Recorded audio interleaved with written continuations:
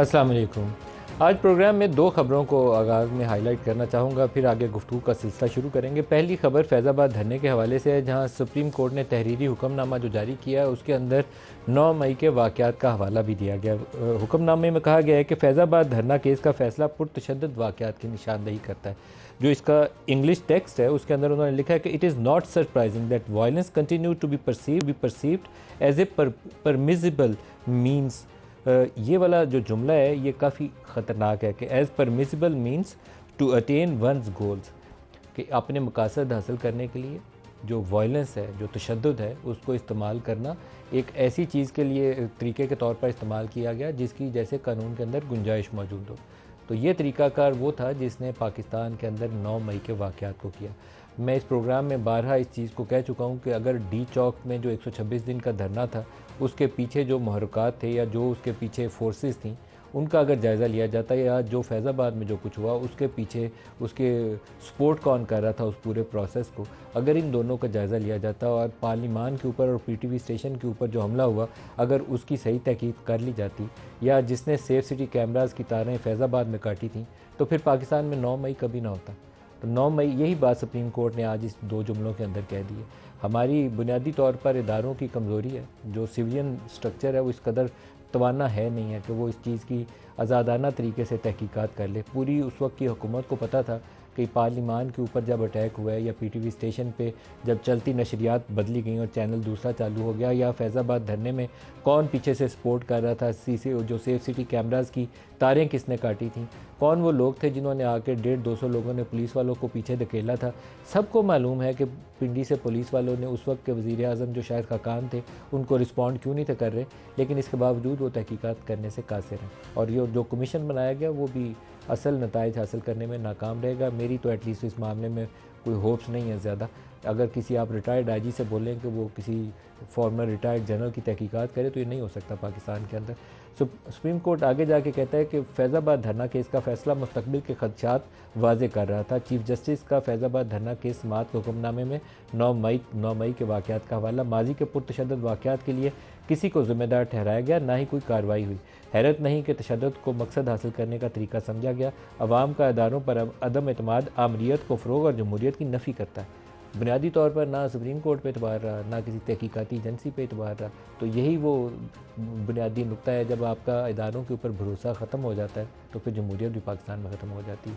Parliament इस मामले में सबसे तवाना आवाज़ होनी चाहिए थी, लेकिन पाकिस्तान की जो पार्लियामेंट है वही इस मामले में सबसे ज़्यादा कमज़ोर वाक़या हुई है। अपने इदारों को दागदार करने वाले इदारों को नाकाबिल तलाफ़ी नुकसान पहुँचाते हैं। सुप्रीम कोर्ट के हर हुक्म पर अमल दरामद करवाना ज़रूरी है। कौम ने नाइंसाफ़ी का खमियाजा 9 मई के वाक़यात की सूरत में भुगता है। ये सुप्रीम कोर्ट का एक हुक्मनामा है जिसको मैंने आपके सामने रखा, लेकिन इसी का एक पैरा है जो अपनी सुप्रीम कोर्ट के अंदर जो कुछ हो रहा था उसका तज़किरा करते हुए वो कहते हैं, with humility and setting an example for others to follow, this court acknowledges the manipulation resorted to in the Supreme Court by not fixing the said petitions and applications। ये वहाँ दरख्वास्तें पड़ी रहीं और उनको फिक्स ही नहीं किया गया, तो उन्होंने उसके लिए लफ्ज़ इस्तेमाल किया मैनिपुलेशंस। तो जो कुछ जजेस का रोल रहा है, ना सिर्फ ये फैज़ाबाद धरने और सुप्रीम कोर्ट वाले मामलात के अंदर, जो कुछ पाकिस्तान में पोलिटिकल इंजीनियरिंग के लिए मुख्तलिफ इदारों का रोल है, नैब हो या नवाज शरीफ की डिस्क्वालिफिकेशन वाले फ़ैसले हों या अभी पीटीआई के ऊपर जो हाथ ज़रा तगड़ा पड़ा हुआ है उसके हवाले से हो, वहाँ पर मैनिपुलेशन का लफ्ज़ जो है बड़ा सही काजी साहब ने इस्तेमाल किया। इस मैनिपुलेशन का तदारुक के लिए वो हल भी ढूंढ के बताएं, क्योंकि इस वक्त चीफ जस्टिस ऑफ पाकिस्तान वहीं है। दूसरा अहम केस जो हमारे सामने, अहम खबर आज हमारे सामने है, वो इंटरनेशनल मॉनेटरी फ़ंड ने पाकिस्तान का रिव्यू कंप्लीट कर लिया और स्टाफ लेवल एग्रीमेंट भी हो गया, जिसके नतीजे में पाकिस्तान को $700 मिलियन की अगली किस्त जो है वो जारी की जाएगी। अब सबसे बड़ा अलमिया यह है कि इंटरनेशनल मॉनेटरी फ़ंड हर मसले का हल पाकिस्तान के अंदर 2-3 चीज़ों में ढूंढता है। एक वो कहता है कि रुपये को डीवैल्यू करो। रुपये को डीवैल्यू करने से पाकिस्तान में बरामदात नहीं बढ़ी। रवां साल के पहले 3 माह के अंदर रुपया नीचे गिरता गया, लेकिन पाकिस्तान से बरामदात भी नीचे गिरती गई हैं। अक्टूबर के महीने में रुपया थोड़ा सा संभला है तो पाकिस्तान में बरामदात ऊपर गई हैं। ये जो ग्लोबल एक स्टैंडर्ड है उससे उलट तरीके से पाकिस्तान की इकानमी ने रिस्पॉन्ड किया। इसका मतलब है कि रुपये को आप चाहे 400 पे भी ले जाएं, आप बरामदात को 50 अरब डॉलर पे सिर्फ रुपए को गिरा के नहीं पहुंचा सकते। उसके लिए आपको उतनी एक्सपोर्टेबल सरप्लस चाहिए जिसको आप दुनिया में बेच सकें, वो हमारे पास उस कदर है नहीं है। तो सिर्फ अगर डिवैल्यूएशन तदारुक कर सकता है इस प्रॉब्लम का जो हम फेस कर रहे हैं, तो अब तक हम किसी नतीजे पे पहुंच चुके होते। 189 पे पीडीएम की हुकूमत को 10 अप्रैल 2022 को चार्ज मिला था, कोई 307 पे छोड़ के गए थे, अब कोई 15-20 रुपये बेहतर है। आज जिस दिन मार्केट क्लोज हुई है IMF की इस खबर के बाद, तो 287.38 पे रुपये आया है। इसमें 15-20 रुपये बेहतरी की गुंजाइश है, जिससे पाकिस्तान में इन्फ्लेशन में भी कमी आएगी और इकॉनमी का पहिया भी चलने के इम्कानात भी रोशन होंगे। दूसरा, पाकिस्तान में पॉलिसी रेट 22% का है। आज की प्रेस स्टेटमेंट के अंदर वो दोबारा कहते हैं कि अगर इन्फ्लेशन आता है तो हम रिस्पॉन्ड करेंगे। भाई रिस्पॉन्ड 22% पे तो आप पहले ले गए हैं। अब जो असल मसला ये है कि इम्पोर्टेड इन्फ्लेशन है और आप यूटिलिटी कॉस्ट बढ़ा रहे हैं, बिजली का बिल ऊपर कर रहे हैं, 1 नवंबर से गैस की कीमतें ऊपर कर रहे हैं। कौन सा ऐसा जादू का चिराग होगा कि पॉलिसी रेट ऊपर करते जाएँ और साथ बिजली के बिलों की और पेट्रोलियम की मसनूआत की कीमतों में इजाफा करते जाएँ, रुपए को गिराते जाएँ और इन्फ्लेशन काबू में नहीं आएगा। ये इम्पोर्टेड इन्फ्लेशन है और आपकी जो एडमिनिस्ट्रेटिव डिसीजंस हैं यूटिलिटी कॉस्ट बढ़ाने के, उसका नतीजा है। तो इसलिए पॉलिसी रेट को नीचे लाना चाहिए। नवाज़ शरीफ साहब अपने आप को तकरीबन आई थिंक वो यकीन कर चुके हैं कि अगले वज़ीर-ए-आज़म वही हैं। उनके मुख्तलिफ बयानात जो हैं उससे उसकी रिफ्लेक्शन होती है। आज वो चैम्बर के अंदर थे, लाहौर चैम्बर के अंदर, वहाँ उनके कुछ बयानात अभी मैं आपको सुनाऊंगा, जिससे रिफ्लेक्शन मिलती है कि कम अज़ कम वो अपने तौर पर तो इस वक्त पूरी उम्मीद है कि अगली बारी उन्हीं की लगने वाली है और हो सकता है वो सही भी हो। 21 नवंबर को इस्लामाबाद हाई कोर्ट में उनकी अपीलें भी लग गई हैं अल-अज़ीज़िया और एवन फील्ड के हवाले से, और उस मामले में उनसे माजी के अंदर नाइंसाफ़ी की गई। अगर अरशद मलिक वाली वीडियोज़ और ऑडियोज़ सामने आने के बाद उस केस की आज़ादाना तहकीकात कर ली जाती तो उस केस के अंदर सारा कुछ खुल के सामने आ जाता। एवन फील्ड के मामले में नवाज़ शरीफ साहब कोई मनी ट्रेल नहीं दे सके और मेरे ख्याल में कभी वो दे भी नहीं पाएंगे, लेकिन उस केस में नैब वालों के पास भी साबित करने के लिए कुछ नहीं है। उस एवन फील्ड डिपार्टमेंट में अभी भी नवाज़ शरीफ साहब मुकीम है और एक अनफॉर्चुनेट सिचुएशन ये है कि वो जिस मनी ट्रेल का दावा करते थे, कतरी ख़त, उस कतरी ख़त को बाद में उन्होंने ख़ुद भी बुनियाद नहीं बनाया। तो ये पाकिस्तान की रियलिटी है। यहाँ से बेशतर लोग, अगर आप एजवेल रोड की तफसीलात लें कि वहाँ कितने पाकिस्तानी एलीट के अपार्टमेंट्स या वहाँ पर घर मौजूद हैं लंदन शहर के अंदर, तो कोई एक बंदा भी ऐसा नहीं होगा जो अपनी मनी ट्रेल आपको दे पाएगा। सारे इसी तरीके से पैसा यहाँ से लेके गए हुए हैं। इसका मतलब ये नहीं है कि इसके लिए आंखें बंद करके खामोशी इख्तियार कर ली जाए। इसके लिए तरीक़ाकार वज़ा करने की ज़रूरत है। या तो उनको डिक्लेरेशन करने के लिए पाबंद करें या कोई ऐसा तरीक़ाकार वज़ा करें कि यहाँ कानूनी तरीके से कोई लेकर जाए और अपने वसाइल का सही जो इस्तेमाल है वो बयान भी कर सके। कागज़ों में देखें तो इनकी बेशतर लोग आपको गुर्बत का शिकार नज़र आएंगे। टैक्स स्कीम की, इनकम टैक्स की अमाउंट देखें तो पार्लिमान में बड़ी तादाद, कोई 99% लोग ऐसे हैं जो अपने मौजूद दस्तियाब, जो उनके दस्तियाब वसाइल हैं, जो उनका लिविंग स्टैंडर्ड है, उससे मुताबिकत ही नहीं रखती उनकी टैक्स रिटर्न। टैक्स दे रहे होंगे 50,000, 2 लाख, 5 लाख, 10 लाख और अरबों रुपए की एम्पायर के ऊपर मालिक बन के बैठे हुए हैं। नवाज़ शरीफ साहब का केस भी उस मामले में बाकियों से डिफरेंट नहीं है। शहबाज शरीफ साहब का एक 26 अरब का केस था जिसकी मैंने कई दफ़ा मिसाल दी है। वो टिपिकल केस है जो पाकिस्तान के बिजनेसमैन तरीक़ाकार इस्तेमाल करते हैं टैक्स एवेजन के लिए। पैसा घुमा के दुबई लेके जाते हैं, दुबई से हुंडी के ज़रिए रेमिटेंस करके वापस लाते हैं, वो टैक्स एग्जम्प्ट हो जाता है। बाकी लोगों को उसके ऊपर 35-40% टैक्स देना पड़ता है और 26 अरब रुपया आपने बचाया तो इसका मतलब है कि 9-10 अरब की उसमें टैक्स एवेजन की गई है। तो शहबाज शरीफ को कम अज़ कम वज़ीर-ए-आज़म पाकिस्तान या वज़ीर आला पंजाब होते हुए अगर ये भी उसी ज़ुमरे में आते हैं तो अफसोसनाक पहलू है, फिर ये बाकी लोगों से टैक्स नहीं ले सकते थे। लेकिन इनका वो केस अब किसी खूह खाते में जा चुका है, तभी खुलेगा जब ये दोबारा किसी मुश्किल में आएंगे। जब तक इनकी जफ्फी पक्की है तब तक उस केस के ऊपर भी आगे बढ़ने का कोई इम्कान नहीं। नवाज़ शरीफ साहब के जो आज के बयानात हैं, पहला उन्होंने शहबाज शरीफ के इस्तीफ़े के हवाले से, आज ये उस वक्त का तज़किरा है 25 मई जब इमरान खान ने इस्लामाबाद की तरफ लॉन्ग मार्च पेशावर से शुरू कर दिया था और हम लोगों ने यहाँ टीवी चैनल्स पे एक क्लिप चलाए थे कि शाह महमूद कुरैशी इमरान खान के साथ बैठे हुए हैं और उन्हें किसी की कॉल आई है। बुनियादी तौर पर वो इस्टेब्लिशमेंट से वो कॉल की गई थी शाह महमूद को और मैसेज ये दिया गया था कि इस धरने को पोस्टपोन करें। सूरत हाल इकॉनमी की इतनी बुरी थी, IMF का एग्रीमेंट उस वक्त भी सर पे बैठा हुआ था, मेक और ब्रेक था कि पता नहीं इकॉनमी ने बचना है या डिफ़ॉल्ट करना है। तो शहबाज शरीफ ने अपने तौर पर यह तय कर लिया था PMLN ने कि वो स्टेप डाउन करेंगे, नए इंतखाबात की तरफ जाएंगे। लेकिन जब इमरान खान बज़िद रहे कि नहीं धरना तो होगा और मैं तो यहाँ पहुँचूँगा डी चौक की तरफ, तो इसके ऊपर फिर उस वक्त की PDM की जमातों ने कहा कि ये पसपाई होगी हमारी कि अगर वो डी चौक की तरफ धरना लेकर आएँ और हम डर के मारे इस्तीफ़ा देकर चले जाएँ तो हम स्टेप डाउन नहीं करते।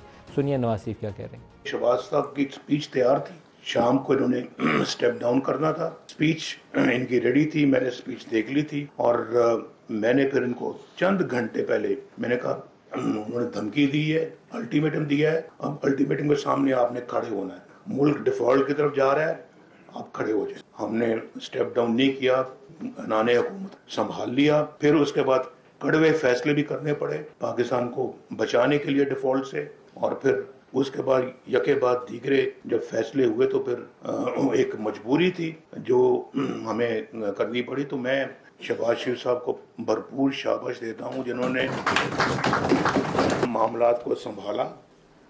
ये जो आखिरी जुमला है इनका नवाज़ शरीफ साहब का कि मैं इनको भरपूर शाबाश देता हूँ कि उन्होंने शहबाज शरीफ ने मामलात को संभाला। आई थिंक ये भी नवाज़ शरीफ की मजबूरी है ये कहना, क्योंकि उनका छोटा भाई है और उनकी जमात का फ़िलहाल सदर भी वही है। 16 माह में जितना इकनॉमिक क्राइसिस को एग्रीवेट करने में और कॉम्प्लिकेट करने में सिचुएशन को शहबाज शरीफ की हुकूमत ने रोल अदा किया। 100 बंदों की काबीना रख के जब इनसे कारकर्दगी नहीं दिखाई गई तो उसका ज़िम्मेदार कोई और नहीं था, ख़ुद शहबाज शरीफ और PDM की हुकूमत थी, तमाम वज़रा, कोई एक एक्सेप्शन नहीं है।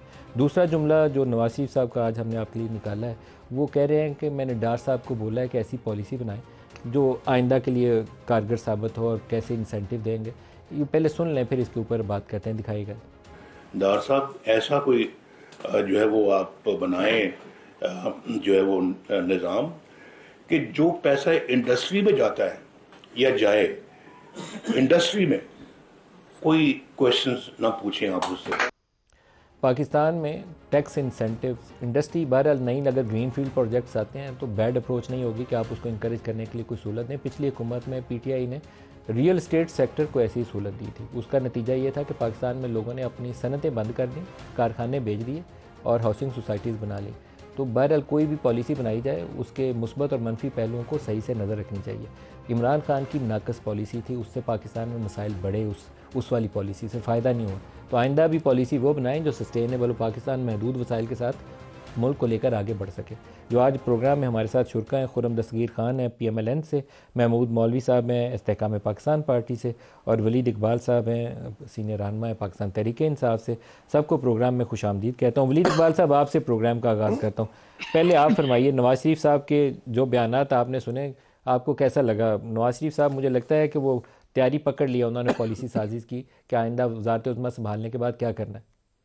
हाँ जी, वो पंजाबी का एक मैं मुहावरा इस्तेमाल करूँगा, पिंड वैसे नहीं तो चक्के पहले ही पै गए ने। वो उसका मतलब यही होता है कि अभी तो वो मरहला बड़ा आगे है, इन पे तो लाइफ लॉन्ग डिस्क्वालिफिकेशन हुई है, और वो अभी वो वाला सिलसिला भी जो है वो मेरे ख्याल अदालती कार्रवाई उस यकीनन वहाँ पहुँचेगा।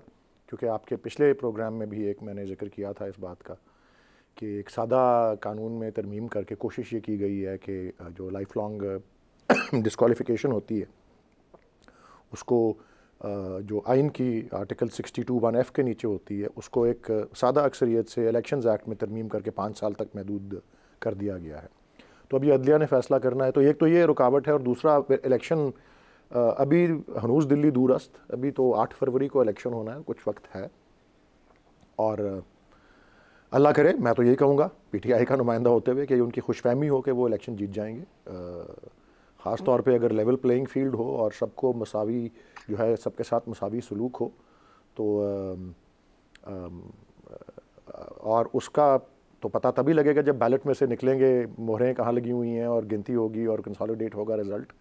तो अभी से उन्होंने पोर्टफोलियो बांटने शुरू कर दिए हैं या पॉलिसीज़ बनानी शुरू कर दी हैं। मैं इस बात को मज़े का उन्होंने पॉलिसी साजी की हिदायत भी जारी कर दी है। मैं मज़े का खेस समझता हूं जी। पहले पूछ लें, फिर खुर्रम साहब। मैं ज़रूर ये एक बात करूंगा जी, मेरे ख्याल में सबसे ज़्यादा कंसर्न उनको जो है इस वक्त, ये मैं आखिरी बात कर रहा हूँ, फिर आप जाइएगा खुर्रम साहब की तरफ, मेरे बड़े अच्छे मरासिम हैं इनसे। मेरे ख्याल में उनको सबसे बड़ी परेशानी जो इस वक्त है वो तो आपने देखा ना कि कितना बड़ा डॉन ने आर्टिकल लिखा और कितने चैनल्स पर डिस्कस हुआ कि जी मुझे किसी तरह से इस लाडले के लेबल से निकालो। अपनी पूरी कमेटी उसके लिए भी बनाई है, तो उनको पता है कि किस तरह की चैलेंजेस का सामना है उनको। तो ज़रा खुशफहमी में है और प्रिजम्पचुअस तो हो रहे हैं। वो आए तो सही इलेक्शन के मैदान में, हम उनके रास्ते में खड़े होंगे। और महमूद मौलवी साहब, आप क्या फरमाते हैं? क्या नवाज शरीफ की बारी आइंदा के लिए पक्की हो चुकी है 8 फरवरी के इंतखाबात के नतीजे?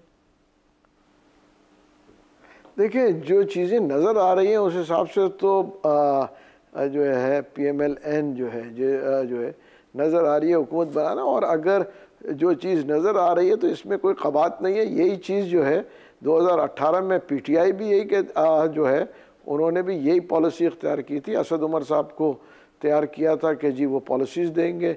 मतलब ये देखें, जो इस वक्त जो नज़र आ रहा है और जो गुफ्तगू जो है मुल्क में हो रही है और जो चीज़ें नज़र आ रही है, तो मेरे ख्याल से इसमें कोई दो राय तो इस वक्त तो नज़र नहीं आती, मगर इतना आसान नहीं है। उसकी वजह है कि कोर्ट के जजमेंट आने के बाद थिंग्स वुड बी इजी, और अगर कोर्ट के जजमेंट नेगेटिव आ जाते हैं, वो देखना है कि उसके बाद टर्न कहाँ लेता है।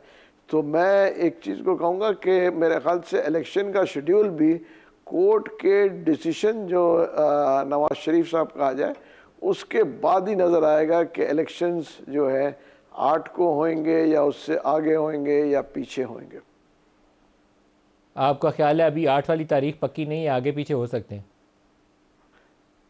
उसकी वजह ये है कि बहुत सारी देखें हल्का बंदियाँ हैं, उसके ऊपर जो है एतज़ारात लगेंगे, उसके बाद कोर्ट्स में भी जा सकते हैं, उसमें टाइम लग सकता है। इसमें कोई मतलब, मैं बात कर रहा हूँ कानूनी बात कर रहा हूँ कि अगर एतज़ारात आते हैं और उसके ऊपर लोग जो है कोर्ट्स में चले जाते हैं तो वो क्लियरेंस तो करना ही पड़ेगा। अगर नवाज शरीफ को अदालत से ग्रीन चिट मिल जाती है तो फिर 8 फरवरी के लिए इंतखाबात आपको लगता है कि हो जाएंगे, अगर नवाज शरीफ को वक्त पे ग्रीन चिट मिल जाती है? जी बिल्कुल, मेरे ख्याल से अगर नवाज शरीफ साहब को ग्रीन चिट मिल जाती है तो जो है फिर भी मैं कहूँगा देखें लीगली तो इसको क्लियर करना पड़ेगा ना। 8 को अल्लाह करे 8 को हो जाए, और मेरे ख्याल से सबके इंटरेस्ट में है कि भाई 8 को इलेक्शंस हो जाएं और हम सब पॉलिटिकल पार्टीज उसको एक्सेप्ट करें। उसकी वजह ये है कि खुदा ना खास्ता हम अगर ये पॉलिटिकल पार्टीज इलेक्शन के रिजल्ट्स को एक्सेप्ट नहीं करेंगे और उसके बाद भी ये जो है स्ट्रीट के ऊपर लोग आएंगे और धरने और ये, तो मेरे ख्याल से ये मुल्क अफोर्ड नहीं कर सकता इकनॉमी वाइज कि ये चीज़ों को, क्योंकि ऑलरेडी हम एक इकनॉमिकल मेस में हैं, तो मजीद मेस में नहीं जाएंगे। Then we will force the third force to come in and take over. उसकी वजह के देखें मुल्क को तबाह तो नहीं कर सकते, तो कोई ना कोई has to come in and take over the system. तो इसलिए हम पॉलिटिकल पार्टीज को मैं इस मामले में टेक ओवर वाली चीज़ के ऊपर आप, मुझे लगता है कि काफ़ी आपका इंटरेस्ट है। आप पिछले प्रोग्राम में भी इसका तज़किरा कर रहे थे। अल्लाह पाक उस सिचुएशन से बचाए पाकिस्तान को। खुरम साहब आपकी तरफ आते हैं। नहीं, उसकी वजह देखिए मैं आपको फैसले के अंदर फैज़ाबाद धरने के, खुरम साहब से बात कर लूँ फिर दोबारा आता हूँ आपकी तरफ। खुरम साहब, जो सुप्रीम कोर्ट के फैसले में फैज़ाबाद धरने में उसका तहरीरी हुक्मनामा जारी करते हुए उन्होंने वायलेंस को अपने एंड गोल्स को अचीव करने का एक ज़रिया के तौर पर देखते हुए जो तशवीश का इजहार किया है, उसके ऊपर अगर आप लोग पार्लिमान में बैठे हुए डी चौक में जो कुछ हुआ, पीटीवी स्टेशन पे जो कुछ हुआ, पार्लिमान के ऊपर जो चढ़ाई हुई, अगर उसका जायज़ा ले लेते या फैज़ाबाद धरने में जो कुछ हुआ उसकी थोड़ी बहुत ही हिम्मत कर लेते। ये मुझे पता है कि आप लोग बहुत तवाना नहीं थे, इवन पुलिस फोर्स पिंडी वाली रिस्पॉन्ड करने में वज़ीर आज़म को या उस वक्त की वज़ारत दाखिला को रिस्पॉन्ड करते हुए भी गुरेज कर रही थी, लेकिन कुछ कर लेते तो शायद 9 मई से बचा जा सकता था। कोर्ट ने भी आज इसी बात का तज़किरा किया। जी बिल्कुल किया है और दुरुस्त किया है कि एक जो पाकिस्तान की इस्टेब्लिशमेंट की, पाकिस्तान की सियासत में मौजूदगी है, उसकी एक पुरानी रवायत है। 40 साल तो बराह रास्त एक हमारे पर आमरीत का तसल्लुत रहा, और अब अगर हमें उससे आगे जाना है तो ये एक बड़ा मुश्किल रास्ता है, जिसकी एक तरफ फौजी आमरीत है और दूसरी तरफ इमरानी फाशिज्म है या तशद्दुद का जो सियासत में रोल है, उसके दरमियान में से जमहूरियत और आइन का रास्ता निकालना है। और यही जो मुश्किल काम और मिशन है, ये मियां नवाज शरीफ इस वक्त परफॉर्म कर रहे हैं।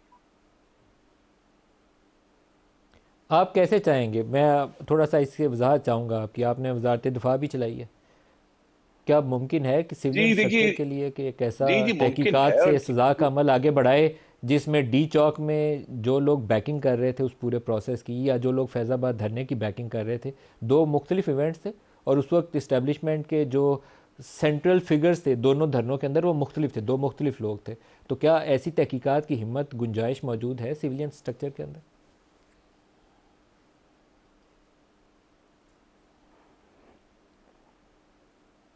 खुरम साहब जी, ये अब आपके सामने तारीख का हिस्सा है कि मुस्लिम लीग नून की 2013 की हुकूमत थी। जी आपको आवाज आ रही है? जी आप आवाज आ रही है, आप प्लीज कंटिन्यू जी आवाज आ रही है? जी आवाज आ रही है सर, कंटिन्यू करिए।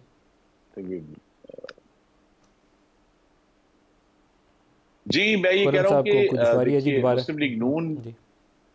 मुस्लिम लीग नून की 2013 की हुकूमत जो थी, उसने ये भारी पत्थर उठाया और एक साब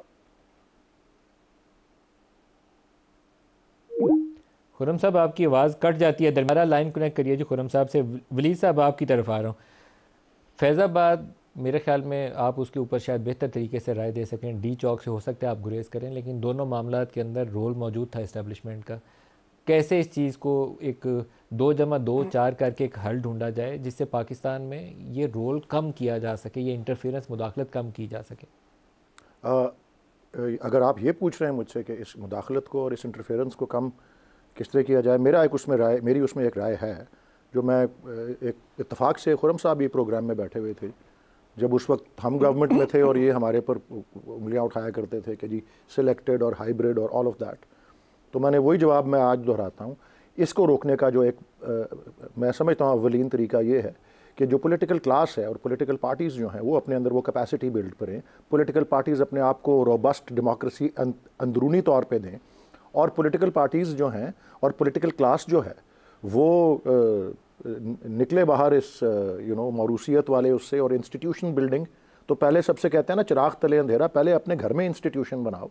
तो इंस्टीट्यूशन बिल्डिंग जब घर में होगी तो फिर वो बाकी एक मजबूत इंस्टीट्यूशन के तौर पे मुल्क को भी एक इंस्टीट्यूशन के तौर पे चला सकेंगे, जो कि वाकई आइनी तकाज़ों के मुताबिक जो है पॉलिटिकल क्लास ही का और इलेक्टेड लीडरशिप का, chosen representative of the people का, हमारे करारदाद मकासद, हमारे आइन का जो प्रीएम्बल है, तमहीद और पूरे आइन की स्कीम किसी एक सियासी जमात की जो लीडरशिप है वो मुंतखब नहीं है, किसी एक सियासी जमात की भी, पीपल्स पार्टी, नून लीग, PTI, किसी एक में भी मुंतखब लीडरशिप नहीं है। मैं आपको ये अर्ज़ कर दूं, मुझे अंदाज़ा है पे इशारा किस तरफ कर रहे हैं। अगर पार्टीज़ में इंटरनल डेमोक्रेसी हो भी तो ये तमाम जिन पार्टीज़ के आपने नाम लिए हैं, इन्हीं में जो इनके सरबराह हैं वो उनकी पार्टीज़ के अंदर की डेमोक्रेसी उन्हीं को इलेक्ट करेगी। ये तो एक डेमोक्रेटिक कल्चर जो है।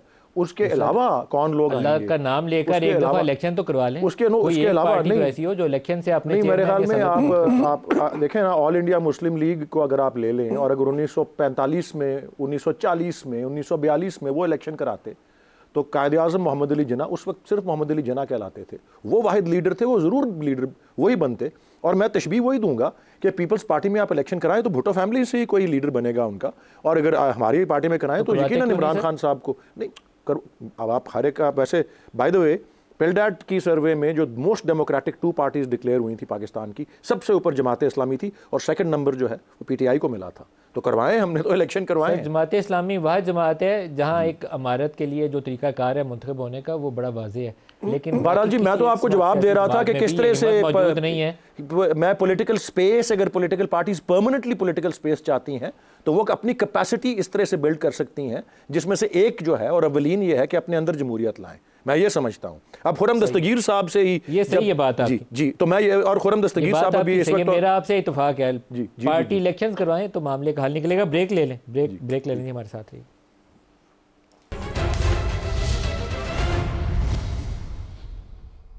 प्रोग्राम में दोबारा खुश आमदीद कहते हैं। खुर्रम साहब, दोबारा आपकी तरफ आ रहा हूँ जी, और उसी सवाल से दोबारा आगाज़ करना चाहूँगा कि हमारे सामने जो मुदाखलत का रास्ता है और उसके शवाहिद मौजूद हैं, लेकिन उस रास्ते को बंद करने के लिए कोई प्रोग्राम, कोई मंसूबा, कोई हिकमत अमली वो मौजूद नहीं है। हिम्मत भी नहीं है शायद सियासी लोगों में, वो जो ताकत चाहिए, जो एक खड़े होकर मुकाबला करने की सलाहियत चाहिए कि ये रास्ता दुरुस्त है, ये आइनी रास्ता है, ये गैर आइनी रास्ता है, वो भी मौजूद नहीं है। तो क्या करना चाहिए?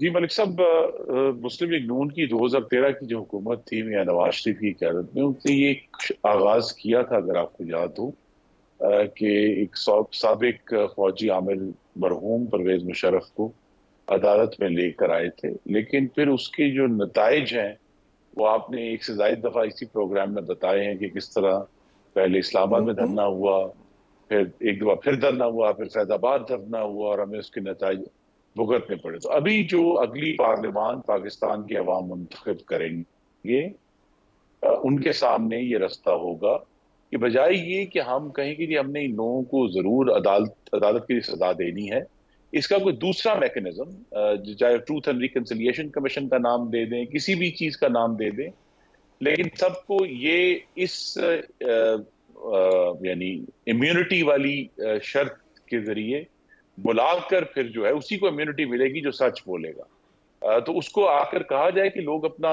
जो है वो जब बेनकाब होंगे और अपने जो भी उन्होंने काम किए हैं उसको आकर कौम के सामने बताएंगे, तो तभी हम आगे बढ़ सकते हैं। ये अब 76 सालों में ये जो एक उतार चढ़ाव है जमहूरियत का और अमरीयत खुर्रम का, और साहब, बीच आप में किसी एक फॉर्मर आर्मी इमरानी चीफ को फाशिज्म का भी सजा हमें देने की सामना करना पोजीशन पड़ा। में नहीं है, क्योंकि जितनी मॉरल हाई ग्राउंड एक पॉलिटिशियन में चाहिए हो वो हमारे ज़्यादातर पॉलिटिकल लीडर्स लैक करते हैं। अफसोसनाक सूरत हाल है, बहरहाल लैक करते हैं।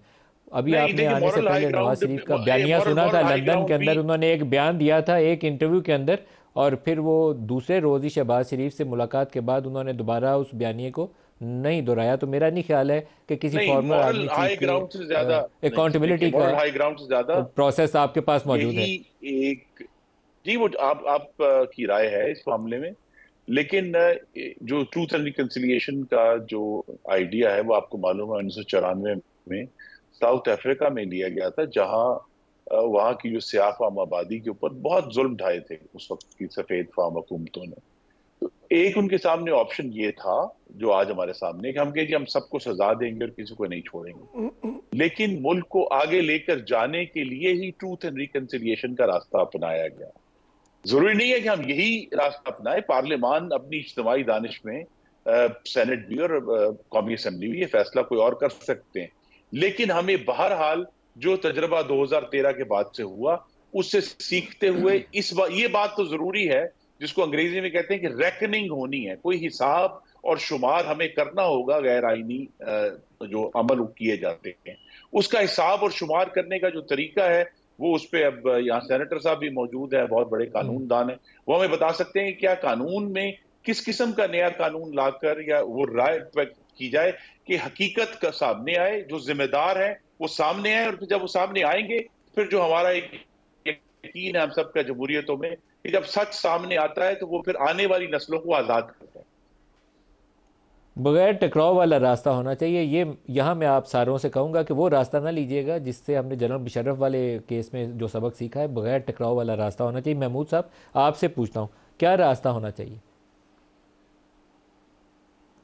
देखिए, रास्ता यही है कि सारे पॉलिटिकल पार्टीज जो है एक पेज पे आ जाएं।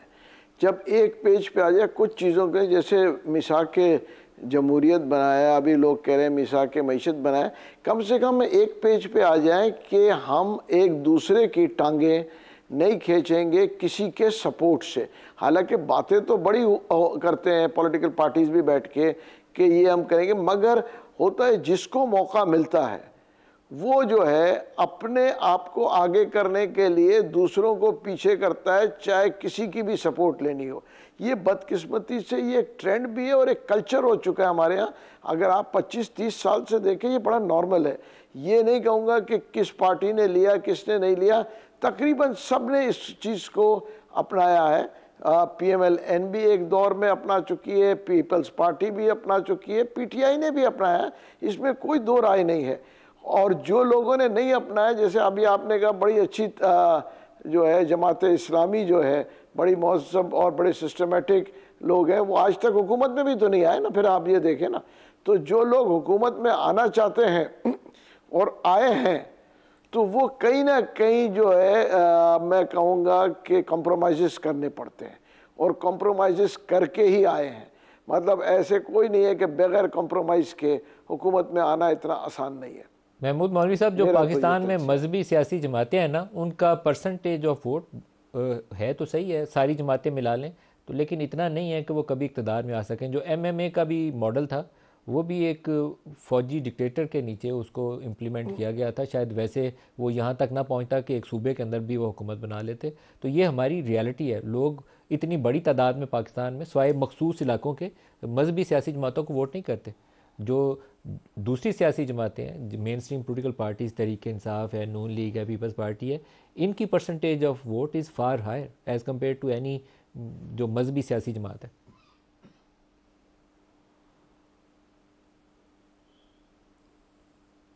महमूद साहब को आवाज़ नहीं शायद जा रही मेरी। वलीद साहब, दोबारा आप ही की तरफ आ रहा है। जो असल सवाल था वो सवाल पीछे रह गया। जो सोल्यूशन अब क्या होगा? ये केस तो सुप्रीम कोर्ट के सामने है, सुप्रीम कोर्ट तो इसका हल नहीं देगी, हल तो आप लोगों को देना है। सोल्यूशन आप क्या सुजेस्ट करते हैं आप? मैं बल्कि बड़ा अच्छा मौका आया मेरे पास, आई थिंक, क्योंकि मैंने दोनों मेहमानों की बात भी सुन ली है। मैं हर बात से एग्री किए बगैर एक सोल्यूशन प्रपोज करता हूँ, और वो हेयर एंड नाउ कर रहा हूँ, और मुझे उम्मीद है मियां नवाज शरीफ भी इसे सुनेंगे। अब मैं साहब नहीं कहूँगा, आपको पता है सुप्रीम कोर्ट के चीफ जस्टिस ने कल किसी केस की समय ये साहब का लफ्ज़ जो है निकालना बंद कर दें, लगाना बंद कर दें लोगों के साथ, और कहा जी DSP साहब आगे गए, जस्ट कॉल हिम DSP, वो साहब छोड़ दें। सो मियां नवाज शरीफ भी आई होप ये सुन रहे हैं। अगर वाकई खुर्रम साहब जो कह रहे हैं ये तो इलेक्शन के बाद की बात कर रहे हैं, ये truth and reconciliation. Sir Khurram साहब को साहब कहने की इजाज़त है? जी सॉरी, वो मेरी आदतन मैं कह रही हूँ, खुर्रम दस्तगीर जो कह रहे हैं ये इलेक्शन से बाद की जो है कोई कार्रवाई की बात कर रहे हैं, ट्रूथ एंड रिकन्सिलिएशन की, और वो कोई एग्जाम्पल कहीं और से ले रहे हैं। मैं समझता हूँ जितना मैंने अपने मुल्क की सियासी हिस्ट्री को और आइनी हिस्ट्री को समझा है, अगर वाकई ये सोल्यूशन और देर पा एक जमहूरी अमल जो है और देर पा एक जमहूरी निज़ाम चाहते हैं, तो मैं समझता हूँ कि मियां नवाज शरीफ को ये करना चाहिए कि वो कहें कि जी मैं इलेक्शन नहीं लड़ूंगा जब तक के बाकी सब पार्टियों को बशमूल पाकिस्तान तहरीक इंसाफ के वही सलूक नहीं होता जो मेरे साथ हो रहा है, जो अदालतों से रिलीफ मिल रही है वो, और जो आज़ादी मिली हुई है इलेक्शन लड़ने की। भाई आप आप सियासी आदमी हैं। मैं अपने चेयरमैन की आपको सिर्फ बता दूं, जब वो क्रिकेटिंग में कैप्टन थे क्रिकेट के दौरान और न्यूट्रल अंपायर्स नहीं होते थे, कभी कोई किसी एक मौके पर, और एक से ज़्यादा दफ़ा हुआ है कि किसी बैट्समैन, बड़े मंजे हुए बैट्समैन मुखालिफ टीम के, उनको अंपायर ने आउट दे दिया और वो बड़ी नाराज़गी से निकला, तो हमारे कप्तान ने कहा आओ वापस आ जाओ, अंपायर के फैसले को छोड़ो, मैं आपको कहता हूँ आओ वापस खेलो। तीसरे ओवर के बाद फिर आउट कर दिया उसको, और बोल्ड करके आउट कर दिया। तो भाई इतने आप पॉपुलर हैं, अगर इतने आपके पास अच्छा सिस्टम है, इतना अच्छी पॉलिसीज़ हैं, इतना अच्छा मंशूर है, तो हाँ इलेक्शन लड़ें, मुकाबला करें यार, मुकाबला करें दूसरी सियासी जमातों का। ये जो जिस तरीके से हम इकबाल साहब, यहाँ मेरा एक सवाल है आपसे, ये क्रिकेट के मैदान में किसी अंपायर शकूर राना के आउट देने का फैसला नहीं है जिसको इमरान ने रिवर्स करना है? नहीं, शायद उससे भी ज़्यादा मैं तशबीह, या शायद वो बेहतर तशबीह दे रहा हूँ। 2018 के इंतखाबात में जो कुछ उस वक्त नवाज शरीफ या मरियम के साथ हो रहा था, और नवाज शरीफ जेल में पड़े हों और इमरान खान बाहर बैठ के मज़े ले रहे थे, अभी वही मज़े इस वक्त नवाज शरीफ ले रहे हैं। मैं तो यही अर्ज कर रहा हूँ जी नदीम मलिक साहब, मुकाफात अमल ही, लेकिन दुरुस्त नहीं है ना 2018 में। भाई मैं साहब नहीं कहूँगा, मैं यही अर्ज कर रहा हूँ कि चलें, the past is the past. मैं आज की बात कर रहा हूँ। अगर आप वही आइंस्टाइन वाली बात करना चाहते हैं कि ये तो इंसानिटी है कि आप वही गलती दोबारा करते जाएं और तवक्को करें कि एक नया नतीजा, मुख्तलिफ नतीजा आएगा, तो नतीजा तो फिर वही आएगा। नतीजा वही मैंने कहा है कि देर बाद जमहूरियत के लिए ये है कि हम एक जमहूरी अमल करके दिखाएं जो वाकई मुसावी हो, जिसको वाकई हम कह सकें कि जी ये फेयर और फ्री और इंक्लूसिव और लेवल प्लेइंग फील्ड पे इलेक्शन था और सबको इक्वल अपॉर्चुनिटी मिली है कंटेस्ट करने की, और फिर जो आया सबने उसको तस्लीम किया। जो पाकिस्तान की सियासी तारीख में सबसे ज़्यादा दफ़ा वज़ारत उज़्मा नवाज शरीफ को मिलने जा रही है, चौथी बार, सबसे ज़्यादा दफ़ा उनकी हुकूमत तोड़ के निकाला भी उन्हीं को गया। मैं तो कह रहा हूं ना जी कि उससे सबक लें, उससे सबक लें। अल्लाह ताला ने 3 दफ़ा उनको इतनी इज्जत दी है, चौथी दफ़ा मुकाबला करें। क्या इस दफ़ा उन्हें कुछ मुख्तलिफ नहीं करना चाहिए कि वो सबक सीखें उन गलतियों से और कुछ मुख्तलिफ रास्ता अपनाएं? जी, उन्होंने वो मुख्तलिफ करना चाहिए, लेकिन पाकिस्तान की तारीख में सबसे मुख्तलिफ काम जो सियासी जमातों ने किया है वो 9 मई में आग और तशद्दुद और बेहुरमती का खेल है जो तहरीक इंसाफ ने खेला, जिसकी वजह से वो जो सियासत की और पाकिस्तान के आईन में आपको इजहार राय की आज़ादी है, फ्री एसोसिएशन की आज़ादी है, उन्होंने अपने आप को खुद उससे बाहर निकाला है। जब आप तशद्दुद का रास्ता अपनाते हैं, आप आग का रास्ता अपनाते हैं, आप बेहुरमती का रास्ता अपनाते हैं, तो फिर आपको जो आम एक सियासी मफामत है या एक दूसरे का जो एहतराम है, जो आज तक वैसे इमरान खान ने नहीं किया, एक दिन भी जो है उनको अल्लाह ने तौफीक नहीं दी कि वो किसी दूसरी सियासी जमात का भी एहतराम कर सके। उनका तो फेवरेट जो तरीकेकार था वो यही था कि भाई मैं जो हूं सबसे साफ हूं और बाकी सब चोर, डाकू, गद्दार और काफर हैं। तो हमने तो यही सब, ये जो नवाज शरीफ का सबक है वो आपने 21 अक्टूबर को सुना, जिसमें कहीं नहीं था कि मैं इनको रुलाऊंगा, जिसमें कहीं नहीं था कि मैं इनको जेलों में डालूंगा, जिसमें कहीं नहीं था कि मैं इनको सजा दूंगा, जिसमें कहीं नहीं था कि मैं इनसे एसी छीन लूंगा। उन्होंने तो मुल्क को आगे लेकर जाने की बात की, लेकिन जो सियासी फील्ड से देखें, लेवल प्लेइंग फील्ड की बड़ी इस्तेलाह इस्तेमाल होती है, तो वो जो प्लेइंग फील्ड है उसको तहरीक इंसाफ ने खुद आग लगाई 9 मई को। तो अब अगर वो ये चाहते हैं कि उनके साथ भी जिस तरह दूसरी सियासी जमातों का एक बिहेवियर होना चाहिए, तो उनको भी एक इंदिया देना पड़ेगा कि ये दूसरी सियासी जमातों की हकीकत को तस्लीम करते हैं कि जिस तरह 2018 में अगर इनको वोट पड़े थे तो मुस्लिम लीग नून को भी 1 करोड़ 28 लाख पाकिस्तानियों ने वोट डाले थे। तो लिहाजा जब आप किसी के 1 करोड़ 28 लाख वोट लेने वालों को आप सारा वक्त जो है उनको गालियां निकालते रहे, उनको जो है आप बदजबानी करते रहे, तो फिर जब तक आप उन 1 करोड़ 28 लाख लोगों का जो है एहतराम नहीं करेंगे, उनकी हकीकत को तस्लीम नहीं करेंगे, फिर ये डिमांड करें जो अभी सेनेटर साहब ने फरमाई है। अच्छा महमूद मौलवी साहब, आपने अभी एक तशवीश का इजहार किया था कि इलेक्शन के नताइज माने जाएं, नहीं तो वो मुल्क के हालात पैदा हो जाएंगे जब कोई और मुदाखलत करेगा। अगर ये इंतखाबी अमल में पीटीआई बाहर रहती है, सियासी तौर पर तो शायद वो पीटीआई बैन नहीं होगी, लेकिन मुझे नहीं ख्याल है कि उनको आज़ादाना तरीके से इलेक्शन प्रोसेस में हिस्सा लेने का मौका मिलेगा। बहुत ना होने के बराबर चांसेस हैं, उनके लोगों को मुश्किलात का सामना करना पड़ेगा। 2018 में जो नून लीग फेस कर रही थी उससे कई गुना ज़्यादा इनको फेस करना पड़ेगा, क्योंकि 9 मई का बोझ बहरहाल मौजूद है और वो इनको मुश्किलात का सामना करना पड़ेगा। ये बात ऑलमोस्ट डन डील नज़र आती है राइट नाउ, तो इसमें कोई भागने की फ़रार की गुंजाइश मौजूद नहीं है पीटीआई के लिए। लेकिन ये बताइए कि ऐसे इलेक्शन प्रोसेस के ऊपर अगर सवालात उठ जाते हैं, अगर वो इंक्लूसिव नहीं है, तो फिर बाद में हमारा बनेगा क्या? देखिए मेरे ख्याल से इलेक्शन तो पीटीआई भी लड़ेगी और पीटीआई को लड़ना चाहिए, इसमें कोई दो राय नहीं है। और जो आवाम फैसला करे वो उसके रिजल्ट सबको एक्सेप्टेबल होने चाहिए। अब जहाँ तक ये कि देखें वो जो अभी मेरे भाई कह रहे थे खुरम दस्तगीर, आपका ख्याल है तहरीक इंसाफ वालों को आज़ादी से इलेक्शन लड़ने का मौका मिलेगा महमूद मौलवी साहब? देखिए उसी आज़ादी से मिलेगा जो कि 2018 में पीएमएलएन को मिला था। देखिए ना कुदरत का निज़ाम है, तो ये तो चीज़ें वैसे ही होगी। जब 2018 में पीएमएलएन को जैसे मिला था वैसे ही इस दफ़ा पीटीआई को जो है लेवल प्लेइंग फील्ड मिलेगी। तो ये क्यों एक्सपेक्ट करें कि मैं बोऊंगा, गंदम बोऊंगा और चावल जो है उसमें काश्त होंगे। जो आप बोएंगे वही काटेंगे। देखिए ना, ये तो नहीं हो सकता कि आप करें, खुद करें तो सही है और दूसरे करें तो गलत है।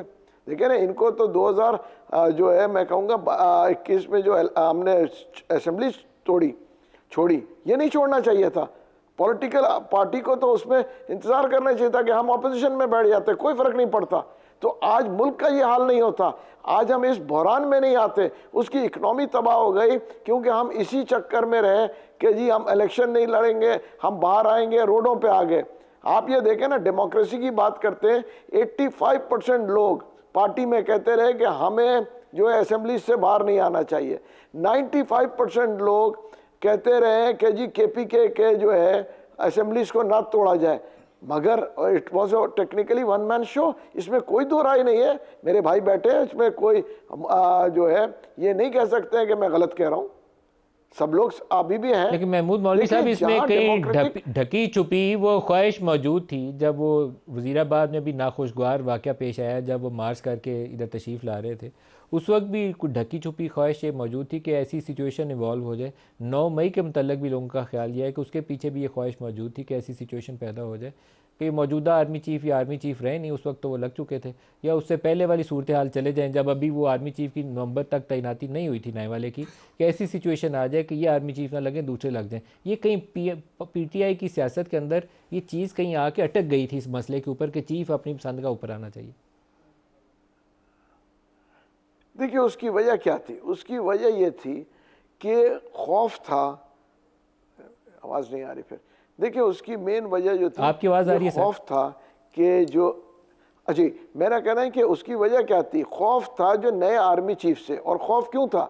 क्योंकि आपने कुछ गलत किया था, तो इसलिए वो खौफजदा थे कि वो आ जाएंगे तो हमारे लिए मुश्किल हो जाएगा।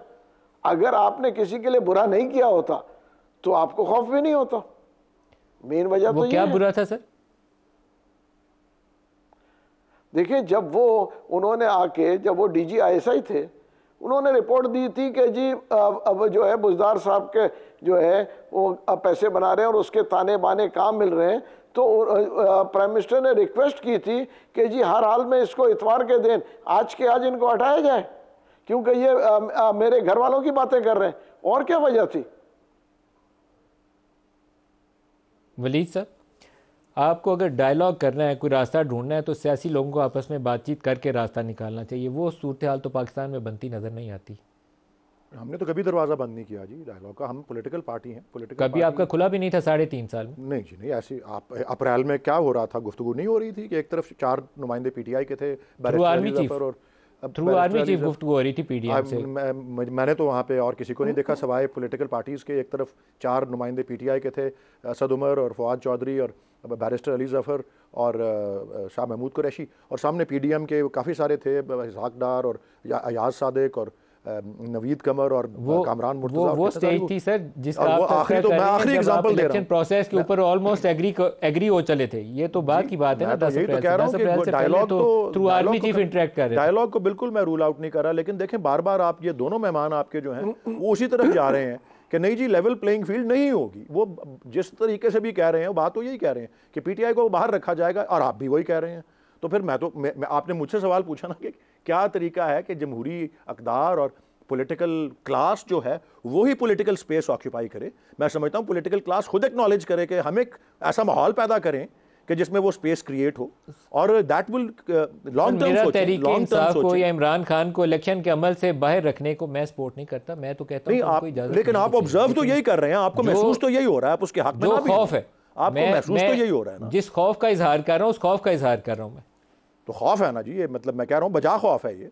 और मैं इन्हीं से इसलिए देखें हमारे खिलाफ अगर कोई उन्होंने तशद्दुद का रास्ता हमने इख्तियार किया, हमने फलां किया, हमने भाई कैंपेन में करो जाके देखो वोटर्स मानते हैं आपकी बात को या नहीं मानते, लेकिन हम मुसावी सुलूक साहब आप कुछ ऐड करेंगे? हमें मौका मिले, हमें कॉर्नर मीटिंग करने का मौका नहीं मिल रहा। करूंगा कि आप के वस्फ़ से अपनी जगह पर, लेकिन आपको ये खौफ नहीं होना चाहिए कि ये जो आने वाले इंतखाबात हैं उसमें डस्का की तरह 20 प्रिजाइडिंग अफसर उठाए जाएंगे जिस तरह पीटीआई की हुकूमत ने उठाए थे। आपको ये खौफ नहीं होना चाहिए कि डस्का की गलियों में जिस तरह गोलियां चलाकर वोटरों को हरासा किया गया अब ऐसा होगा। ऐसा नहीं होगा। और मैं बिलावल साहब ने भी कहा, मैं 100% मुत्तफिक हूँ। ऐसा नहीं होगा कि कोई बंद कमरे में बैठकर ठप्पे लगा दे। मैं फिर दोहरा देता हूँ, 2018 में 1 करोड़ 28 लाख पाकिस्तानी ने मुस्लिम लीग नून को वोट दिया था। उस बुनियाद पर हम खड़े हैं। हमें एक्नॉलेज सबको करना चाहिए जो नहीं भी करते, और इंशाल्लाह पाकिस्तान पीटीआई को उस वक्त 2018 में आपसे ज्यादा लोगों ने वोट किया था, ये भी ज़हन में रखिएगा। जी 2018 में अगर आपको 1 करोड़ 28 थे तो उनकी तादाद आपसे ज्यादा थी। मलिक साहब मैं यही तो अर्ज कर रहा हूँ कि अगर वो कहते हैं कि हमसे ज्यादा वोट थे, तो अगर वो पवित्र थे तो हमारे वोट भी पवित्र थे, हमारा वोट देने वाला पाकिस्तानी भी पवित्र था। तो लिहाजा आप ये जो तरीकाकार है जिसका मंतकी नतीजा 9 मई को आपने देखा, पहले ये जुबान से होता था, डाकू, चोर, काफर, गद्दार, और फिर उसका नतीजा वो जो आपकी जमात का एक नारा था ना जो आप भूल गए, अब माजी का नारा हो गया वोट को इज्जत दो। आई थिंक सियासी जमातों को वोट को इज्जत दो के ऊपर अमल करें तो मसला हल हो जाएगा। मलिक साहब मौजूद है जनाब अली, और इसीलिए जिस तरह मैंने कहा हमारा पीटीआई की तरह कोई मुतालबा नहीं है कि हमारे लिए कोई प्रिजाइडिंग अफसर अगवा करे। हम अवाम की ताकत से पहले भी आए थे। प्रोग्राम का टाइम खत्म हो गया, इसको दोबारा किसी रोज फिर यहीं से गुफ्तेंगे। खुर्रम दस्तगीर साहब, महमूद मौलवी साहब, वलीद इकबाल साहब, आप सबका शुक्रिया। आज के लिए इतना इजाजत दीजिए। अल्लाह हाफ़िज़।